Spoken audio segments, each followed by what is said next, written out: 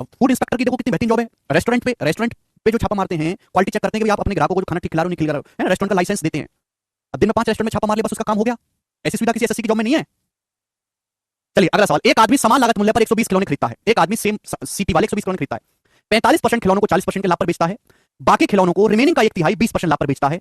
और बाकी खिलौनों को, शेष खिलौनों को 14 खिलौनों के लागत मूल्य के बराबर लॉस पर बेचता है। 14 खिलौनों के बराबर लॉस पर बेचता है। आपसे पूछा पूरे लेन देन में, ओवरऑल ट्रांजेक्शन में उसका प्रॉफिट परसेंटेज याद करो। ओवरऑल ट्रांजेक्शन में बताइए। सेम मान लेंगे मानव। ठीक है भाई साहब, तो भैया मुझे यहां से निकालना पड़ेगा खिलौनों का। खिलौने ढंग से पढ़िएगा, सुनिएगा, समझिएगा। एक आदमी ने 120 खिलौने खरीदे। यहाँ पे 14 खिलौने के लागत मूल्य, तो एग्जैक्ट निकालना पड़ेगा। रिमेनिंग खिलौनों को 14 खिलौने के लागत मूल्य के बराबर लॉस पर बेचता है। एक लाइन बड़ी डेंजरस है। एक आदमी ने 120 खिलौने खरीदे और 45% खिलौने, 120 का 45% कितना होता है? 45% होता है 9/20, यानी कि 54। 120 का 45% होता है 9/20, 20 का 120, 9 का 54। 54 खिलौने, 54 खिलौनों को बेचा है 40% के लाभ पर। 54 खिलौनों को, तो बचे कितने? अब 120 में से 54 खिलौने बिक गए, तो बचे कितने? 120 में से 54 घटाओ, बचे कितने? 66। बचे 66। अब बचे हुए खिलौनों का, शेष खिलौनों का एक तिहाई, एक लाइन बड़ी इंपॉर्टेंट है बेटा, सवाल के सॉल्यूशन में कुछ नहीं है। सवाल में शेष खिलौनों के 1/3 को 20% के लाभ पर बेचता है।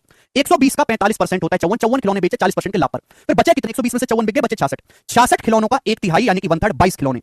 22 खिलौने बेचे हैं 20% लाभ पर। 22 खिलौनों को बेचा है 20% के लाभ पर। अब बचे खिलौने कितने? रिमेनिंग खिलौनों को 14 खिलौनों के सीपी के बराबर लॉस पर बेचा। तो भैया 54 + 22 कितना हो गया? 54 + 22 हो गया 76। 54 + 22 तो 76 हो गया ना। 4 2 6 5 2 7। 120 में से 76 बिक गए, तो बचे कितने? माइनस कर देंगे। 120 में से 76 माइनस कर देंगे, कितना बचेगा? 44। 44 बचेगा ना। 44 आप बोलोगे आंसर 44 बचेगा।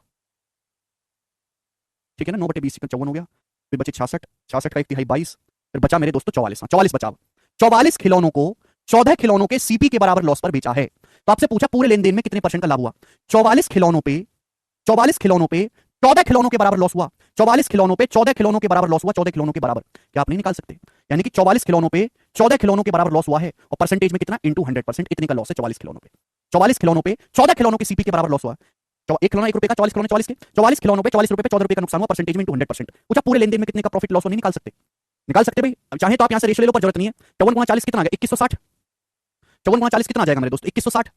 22 गुणा 20 कितना आ जाएगा? 440। ये कितना आ जाएगा? इसके यहाँ पे गुणा करेंगे, माइनस का 1400। तो टोटल कितना बना भाई? 2100, 400, 2500, 2600। 2600 माइनस 1400, 1200%। तो 1200% का मेरे दोस्तों प्रॉफिट है।